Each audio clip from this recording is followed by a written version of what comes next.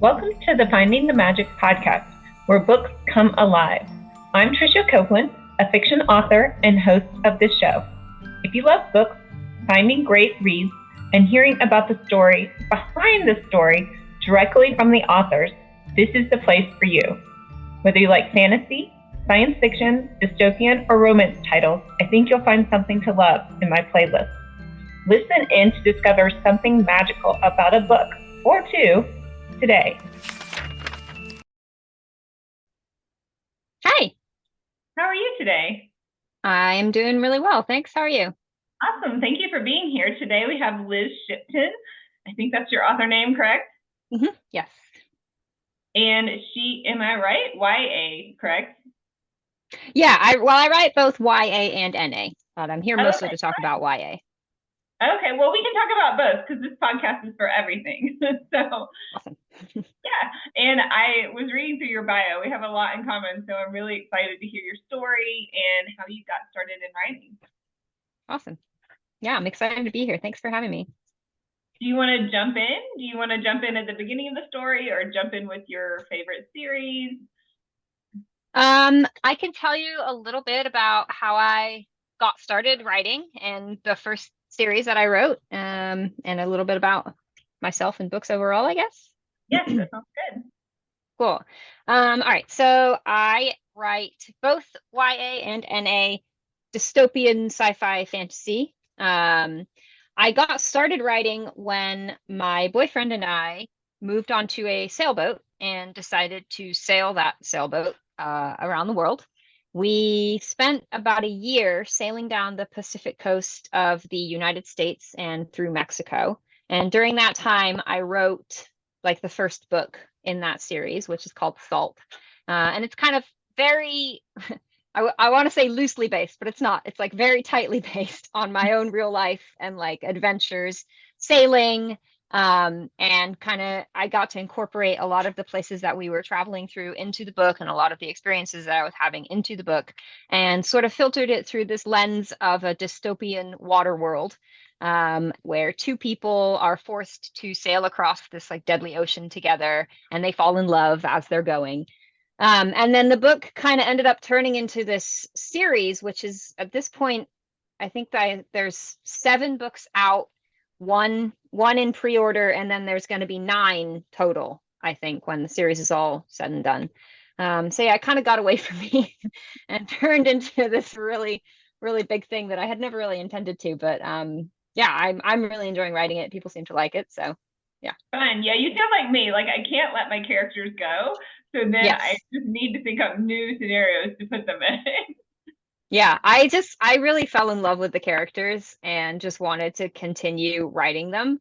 So I planned it to be a trilogy, and then I got to the end of the trilogy and I was like, it doesn't really feel done. I'm just gonna write another trilogy. So I did that. Fun. So I think in the end it sounds like you'll have 3 trilogies then. So it's 2 main trilogies, and then currently there's 2 prequels, and then there will be a third prequel. So okay. It's like 2 trilogies and 3 prequels. Oh, fun. Well, yeah. Tell us about the main characters, a little bit about more about their situation. Sure. So the main character in the first trilogy is called Bird. She is a 19 and a half-ish-year-old girl, very much based on myself, kind of a wreck. Not really, doesn't really have her, can I swear on this podcast or yeah, no? Moderate swear words, yeah. She doesn't really have her shit together. She's sort of falling down a path of like abusing alcohol and basically just kind of a selfish mess, train wreck of a person. She makes some really poor decisions in the beginning of the book and ends up having to flee her hometown by sailboat because in the world, the only way that you can really get around is by sailboat because most of the world is covered in water. She has this like long suffering, sort of her polar opposite sailing instructor named Sargo, who gets roped into coming with her because it's his boat. She basically sort of gets him to take her on this trip. And then they embark on this voyage across the Salt, which is, this big body of water, and they meet pirates and they weather, really harrowing seas and storms. And Bird's like on this quest she discovers she has a brother, and so she's going to find her brother. Then they find him, and there's a big plot twist at the end that I won't give away. But anyway, yeah. So Bird sort of learns throughout the first book. She does a lot of growing in terms of just realizing what a jerk she is, and so, like, somewhat overcoming her issues with alcohol, although that kind of proceeds throughout the rest of her trilogy. She learns a lot about like where that is coming from, and it has a lot of like mental health implications and stuff that don't really get explored until the third book. But yeah. That sounds really fun. And so you came up with the idea because you were sailing, right? Did you ever think you would write a book? Were you a writer before or in the industry? I think I was one of those people who had always kind of wanted to write a book. And when we took off on this trip, I realized this lifestyle gives you a lot of freedom. It's not a terribly expensive, like we don't have a lot of overhead costs and expenses. So I'm able to support us doing kind of part-time freelance work. So that's my other day job, is as a freelance writer. And that leaves me a lot of time to be able to write and work on books. So I kind of realized, like, okay, if I'm going to do this, if I want to give writing a shot, now's the time. And I kind of just jumped in and figured, all right, well, if I'm going to do it, I'm going to really go for it and do it. And so, yeah, that's kind of what I did. And then I wrote 9 books. Just, how many years later? 4 years later? 2 years later. Wow. Yeah, I wrote a lot. I was publishing probably like 3 books a year. So yeah, that's a lot of writing. It's been a very intense, like last year, and I thought it was going to get easier this year, but it actually I don't think it is. I think maybe next year I'll like let up on the pace a little bit. I think 3 books a year sounds like a really good, nice pace. Last year was too much. I probably don't want to repeat that, but yeah. Fine. So that's your new adult series. Is it clean new adult or is it new adult? So actually, I have 2 versions of the same series. One is a YA version, which is clean, in which the characters are like 17 to 19. It's upper YA, but it's all clean. There's one like fade to black scene. And then I have the same series as an NA series where the characters are aged up a little bit, and that goes basically like it's the exact same plot line, the exact same arc of the romance, but you just get sort of like, more of the spicy scenes in right there. Interesting. Yeah. So how did you come up with the idea to write the same series in those different genres? So I started out it started out as a YA series, and when I started writing it, actually I didn't even really want any romance in there at all. I wanted it to just be kind of like a straightforward adventure. And then through the course of writing the series and through doing research into the genre, and getting on TikTok, I discovered that romance is really big. People like romance, and particularly in YA, I think people like YA romance, which makes sense. Like teenagers falling in love is a big part of being a teenager. So I wrote a clean romantic subplot for the YA series. And then once I got to the end of that series, I was getting more into book talk, and I was learning about how big like spicy romance is. When I started writing the book, I didn't even know spicy romance was really a thing. And then I kind of discovered like ACOTAR and all those sort of spicy book talk books. And I was kind of like, I wonder if I could write that. It seemed like kind of an interesting challenge. So originally what I did was I went back and I just wrote bonus scenes for the books, kind of thinking like maybe I'll release them to readers through a subscription platform or something like that, or it's just as bonus extras. And then I liked the scenes so much, and I liked what it added to the story, that I decided to just put them in the books and release the series again as an NA series. So yeah, currently I have both series out simultaneously in the world, and people reading both, which is nice. So you just added, you leveled, aged up the characters. Are they different named characters? They have different names? No, they're the same characters. Okay, so you aged them up, added some spicy scenes. Did you call them different titles? No, there's totally, so I'll show you. Actually, I have them both here. They have different covers. So this is the YA version of the book, and then this is the NA version. Okay. Um, and then the NA version is available on Amazon, in KU, through all those retailers. The YA version I sell only through direct sales on my website because Amazon won't let me have both series at the same time. That's what I was wondering. How do you have the same Yeah. title with different content up there? Yeah. Yeah. Okay. Yeah. For a while, it would let me have two ebooks. It seemed to be fine. Amazon seemed to be fine with having two ebooks with similar content like that. But then when I came to publish the paperbacks, it didn't like that. So I took the YA series down from all of the retailers and moved it only to direct sales on my website. And then I have the NA series available kind of like wide and through the retailers.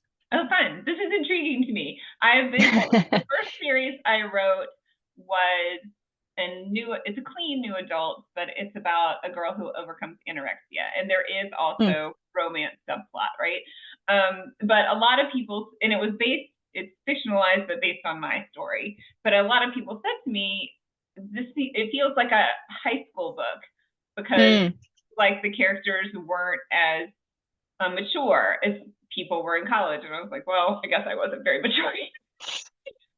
But yeah, that got me thinking, maybe like I rewrite the series and have the girl like in a boarding high school or something. I don't know. And yeah, so anyway, interesting to me, kind of off the path of talking about your book, but yeah, no, I mean, I think it's, this all came out of me just sort of like diving into the indie author world, having really no idea what I was doing and being like, well, why can't I just do this? right. And just being like, well, no one's gonna stop me, so I might as well just see what happens. But yeah, I get similar comments about like, well, your characters are so immature, and it's like, well, I think I'm probably just immature.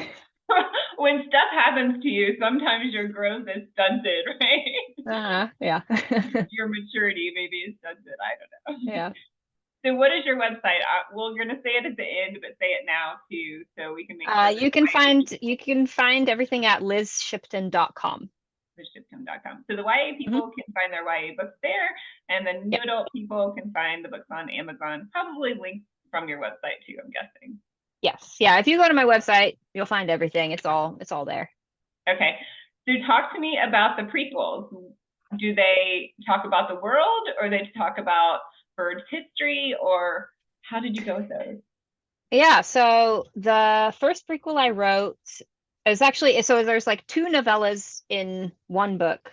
And those two novellas basically, it goes back in time like about 20 years, and you get to sort of see how the world got to the point that it's at. It follows the stories of Bird and Sargo's parents, basically. So in book 0, which is the first prequel, it sort of leads up to Sargo being born at the end. And then in book 0.5, it leads up to Bird being born at the end. And those are two short stories that I package in one book and sell that way. And then the other prequel is like a villain's origin story for kind of the main villain in book 1 of the series. Because go ahead. Oh, sorry, go ahead. People really loved the villain. And I actually asked, so I asked on TikTok, I was like, if I was going to write more books in this series, what would you guys want to see? And everyone was like, we want more Savage. And I was like, okay. So I wrote him like his own origin story. Oh, fun. Yeah. So did you do a lot of research? Like, are you a scientist or science-based, or did you do a lot of research for like how this world came to be? I did a fair amount of research. A lot of it is the main thing that happens in the prequels is there's like a massive pandemic. So that was a lot of sort of just taking from the world's experiences in the last, few years. And then I did a little bit of research into climate change. I would say that so the world is sort of like ravaged by climate change and pandemics. It's sort of like our world on steroids in, like 200 years. I try not to get like too super technical about the science and all that kind of stuff, because I don't think that's really what like my audience is looking for. It's all kind of there to support the characters and to support their arcs and their romance and all that. Right, their challenges. That sounds eerily like one of my book Lovelock Ones, which is my sci-fi dystopian, they also have, it's set I guess about 40 years in the future, but they have, yeah, a lot of their world is covered with water because there's been global warming, or they don't call it that anymore, the climate change, and there has been one pandemic and another pandemic is about to hit, which is eerily predicted when I published in 2019 that book. Needless to say, not a lot of people ran to the shelves and grabbed it, but that's okay. I was definitely, I mean, I was this is kind of the first books I'd ever written, and I think after I wrote book one, I realized like, oh, maybe people don't want to read about the world falling apart when the world like literally is falling apart. But I mean, I don't know, for most of the response I've gotten so far has been positive, so I think I kind of think that maybe people do still want to read dystopian and still want to read about people, because it's not really about the world falling apart, it's about people stopping the world from falling apart, which I think is like a very hopeful message. Right. Yeah. And I mean, it won't be exactly like our experience. We're not on a sailboat, thankfully. Right. You're on a sailboat, so I should say that. But yeah, so most people are not on a sailboat dealing with a deadly sea and an evil villain, those type of things. So it does take you out of your reality and show that resilience as well. That's true, actually. You know, I hadn't really thought about that, about like you are kind of removed enough from your real life. I forget because it is my real life. That it's not most people's experience. Yeah. Right. Yeah, I would go crazy on a ship. No, never mind. We won't talk about that. Oh, we can. It's fine. I don't mind. No, it's I'm a runner and I have to go out running every day, so I just don't imagine. Right. I can't imagine. Like, I guess you become a swimmer, right? Or you become Yeah. I mean, we get out and we with the dog, and we actually just installed like a new roof over our cockpit up there, which is nice and flat. So I discovered I can do yoga up there, which is really nice. Yeah, I was missing my yoga for sure. Fun. So you said you're on book 7 right now, and are you still writing Savage's prequel? Is that coming out? So that one's already out there, but that one, there's one out and then there's going to be another. But that one I probably won't write until like next year, because I actually recently just got picked up by an agent and got a traditional deal. So the rest of this year, I'm actually going to be focused on writing the book for that trad deal. And then once that's done, then I'll be finishing up the rest of the dystopian indie series. Fun. And what is your traditional book? Can you share that? I actually can't share it yet because I haven't officially like made the announcement. But I can tell you that I have signed a deal. I just can't tell you who it's with or anything about the book. Maybe I should have scheduled this podcast for like 3 or 4 days from now. I could come back and talk about that. You can come back when you publish the next book and we'll talk about it then. Sure. Yeah, that would be awesome. Fun. And so it sounds like you go into a little bit of a character arc with Salt and So Bird. Salt is book 1. Book, and Bird is the main character, and Sargo is her like love interest. I was close. Yeah. So can you tell us a little bit about the arc of the second and third books? Sure, yeah. So in book 2, so basically at the end of book 1, Sargo gets like kidnapped, and then book 2 is basically Bird having to sail by herself to go get him back. Well, she has her dog. It's like her and her trusty dog, and then she actually meets another girl. Because the one thing I didn't love about Salt after I had finished writing it was that there are a lot of strong female characters in it, but Bird doesn't have really any female friends, which was sort of by design because it's a lot of based on my own experience, and I don't have a ton of female friends. So in book 2, I wanted to kind of have that relationship. So she meets this other girl. They sail across the Salt together. She rescues Sargo. She learns a little bit more about her own mental state and her alcoholism and how it's all kind of playing into each other and being affected by forces that I can't really talk about without giving a lot away about the books. And then in book 3, she basically, at the end of book 2, they sort of discover this like government secret plot type thing. And then book 3 is basically like all of them coming together to, do the classic dystopian thing of overthrowing the government and saving the world. Fun. Yeah, I still have to get to that with my sci-fi series, so that's my next challenge. But does Sargo have a voice, or is this first person or third person? How did you do that? So it's first person. Books 1 through 3 are told from Bird's perspective, and then actually at the end of book 3, the last chapter switches into Sargo's perspective, and then books 4, 5, and 6 are all told from his perspective. Book 5 I just launched at the beginning of this month, and that's in his voice. And then so the last book in the series is what I'm going to be working on next, and that sort of wraps up his trilogy. And I've really been enjoying actually writing his trilogy because you get to dig into his character a little bit more and find out all the crazy things that he has going on. And it's really interesting to take a character that that was like a love interest or was a side character in book 1 and get to really like unravel them and explore everything from their perspective and learn like he's kind of portrayed in books 1 through 3 as being this sort of like solid, resilient, like opposite of Bird. Like Bird's this like train wreck, doesn't have anything together, and Sargo's this sort of like responsible, a little bit uptight, like her rock. But then in books 4, 5, and 6, we kind of find out that he's like not really all that stable underneath and has a lot of his own stuff going on, and he kind of falls apart and comes back together. And I haven't gotten to the coming back together part yet. He's at the end of book 5, he's like really a mess. But we're hoping that he's gonna get it together in book 6. Fun. So what were your reactions to that kind of, it's not a character switch, because if you think about it logically, a lot of people have this outside facade that they can hold everything together, but internally they're struggling with, or doing whatever their innards are doing. So have you had any feedback as that didn't fit or that was really different? No. I haven't, I don't think, no, I think most people were very like wanting to kind of know what was going on in Sargo's head. And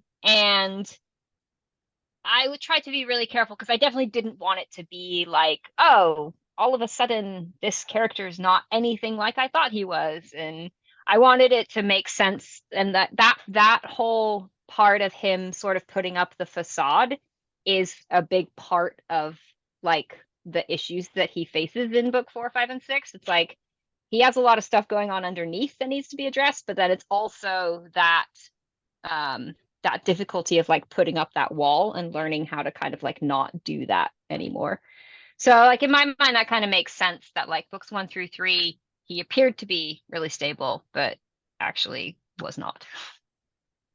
Yeah, and you have to be a little bit vulnerable to have those deeper relationships, right? So that would lead into that, I think. Yeah, I had a character who was half vampire, half witch character, and it's called the Kingdom Journals. But anyway, so different witches would tell the story, and in the first book, she told her own story, but when it got to somebody else telling her story, people were like, "Oh, that's not how I thought of her," or "That's not." But I was trying to look at it as she experiences herself maybe a little different than what other people would experience her as, right? So I don't know. Anyway, that was it. Yeah, I mean, I don't know. It's tough. It's definitely hard trying to strike a balance of keeping your readers happy and also writing, what feels true to yourself. I think at the end of the day, I always just go with what feels true to me, and like not regardless of what readers say. I definitely always listen to them, and I always want to do what makes them happy. But like at the end of the day, I'm gonna do what feels right for me. And I kind of made that decision a long time ago. I was like, you know what? I might not ever make any money at this. I might not get anywhere with it. So I might as well be writing stuff that I enjoy and want to write. Like, like that's got to be kind of the foundation. Otherwise, what am I even doing, really? Right. Yeah. I think if you don't enjoy doing it, then for me at least, it would be, I'm not going to do this. But fun. And so for Savage, how far back in the past did you go with the evil villain character? So it starts with him as like, I think he's like 12, 11 or 12. And he basically, it's like the pandemic from his perspective. So he survives it. And then it's like his life after and how it was kind of affected by that. And him, I think, I forget exactly what happens in chapter one. It starts out chapter one with him as I think like a 20-year-old. And then we jump back in time in chapter two to him being like 12. And then chapters 2 through 7 are like him kind of growing up. And then from chapter 7 on, it's him as like a 20-something-year-old, falling in love and experiencing all his trials and tribulations. Interesting. So is he part of this government that they're trying to bring down? Is that his evil? No, he gets involved in it through the girl that he's pursuing. And then I can't really say much more without giving We don't want to give any spoilers. So there's a lot of plot twists in like all of my books. It's like difficult to say a lot about the like underlying plot without giving. Yeah, you don't want to do that. It sounds interesting. Sign me up. I still have to figure out if I'm going to read the NA or the YA one though. So that's a fun choice to have though. Yeah, it's not. I mean, I definitely have people I've actually had some readers who read the NA versions themselves and then have bought the YA editions for their kids and are kind of reading them simultaneously, which I think is so cool. Yeah, that makes me really happy. Like such a cool thing to do, to like read the same book as your kid. Right. That is fun. Yeah, I read tons with my daughters. All of those series that were that came out 5 or 6 years ago. Yeah, we read them all together, so it was a lot of fun. Yeah. What else do you want to tell listeners about you and your work? So another thing that I do that's kind of fun is if people want to find me on TikTok or Instagram, I make these silly like fantasy trope videos where I poke fun at romance tropes and fantasy tropes and like men in romance books and all this kind of stuff. And some of those videos have done like pretty well. That's actually where the majority of my readers and my following have come from. So if you're into like silly comedy videos that poke a little fun at like men with wings and shadow daddies and that kind of thing, you can find me on TikTok or Instagram. I'm Liz Shipton. And yeah. It sounds like a fun way for me to binge watch the videos on TikTok. Yeah, I have playlists. You can go and like watch all of them. People seem to really enjoy those. So yeah. That's tons of fun. Well, tell everyone where you can be found again, so we make sure we have those. So you can find me at lizshipton.com. You can find me on TikTok or Instagram at Liz Shipton. I'm also on Facebook, Liz Shipton Author. And then my NA books are available on Amazon. The ebooks are in KU. The paperbacks are wide. And then you can find the YA editions of my books at my online bookshop at lizshipton.com. Fine. Well, thank you so much for being here, Liz. Yeah, thanks so much for having me. Bye. Bye. I hope you enjoyed this episode of the Finding the Magic podcast. I'm your host, author and podcaster Tricia Copeland, and I love getting behind the scenes. If you like the podcast, make sure to subscribe and stop in each week to discover new authors and books. Thanks for listening, and until next time, keep finding the magic.